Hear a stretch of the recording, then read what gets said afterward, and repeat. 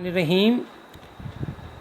New era grammar school की जानिब से आपको जो लेक्चर दिए जा रहे हैं, आपकी याद में, आपके समझने में इजाफ़ा करने के लिए आज दूसरा हिस्सा शुरू होगा। तारीख़ का 8वीं जमात के तलबा तवज्जो से और हिम्मत हौसले के साथ, कोशिश के साथ हमारे लेक्चर तैयार करें ताकि आप कामयाबी अच्छी हो सके। दूसरे हिस्से में हम पढ़ेंगे बर सग़ीर पाक व हिंद में बरतानवी निज़ामी ढांचा। जिस वक़्त बर सग़ीर मुकम्मल तौर पे अंग्रेज़ों के कब्ज़े में आ गया तो बरतानवी मलका विक्टोरिया ने एक निज़ाम हमारे सामने रखा।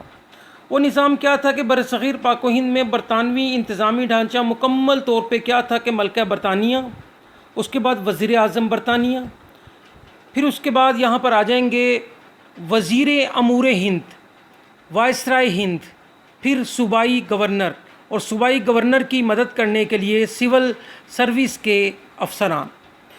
एक तरीक़ाकार था। इस तरीक़ाकार में 1858 के कानून के तहत वायसराय ने ताज बरतानिया यानी कि मलका और बरतानी वज़ीर आज़म के मशवरे से सूबों में गवर्नर के तकर्रुर का इख्तियार इनको मिल गया। और फिर गवर्नर के तकर्रुर का इख्तियार मिलने के बाद इन्होंने जो निज़ाम बनाया, जो तरीक़ाकार किया, उस तरीक़ाकार को मैं आपके सामने रख रहा हूँ। बरतानवी काबीना में अमूर हिंद यानी कि जो अमूर हिंद था उसका ताल्लुक़ बरतानवी पार्लियामेंट से होता था। बरतानिया पार्लियामेंट का वो एक फ़र्द होता था। फिर उसके बाद वो यहाँ पर अमूर सर अंजाम देता था, यहाँ पर वो ऑर्डर्स देता था, यहाँ से वो काम सारे के सारे लिया करता था। उसने आगे तैनाती की यहाँ पर वायसराय ऑफ हिंद की। वायसराय ऑफ हिंद जो था वो एक तरह का यहाँ का मालिक था। जिस तरह की मर्ज़ी उसकी होती वो यहाँ पर आकर अपना निज़ाम चलाता, अपने हुकूमतें चलाता।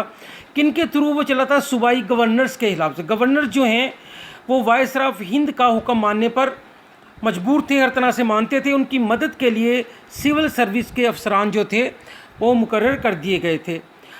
वज़ीर अमूर हिंद की मदद के लिए सिविल सर्विस के अफसरान और कुछ दूसरे स्टाफ भी मुकर्रर किए गए थे।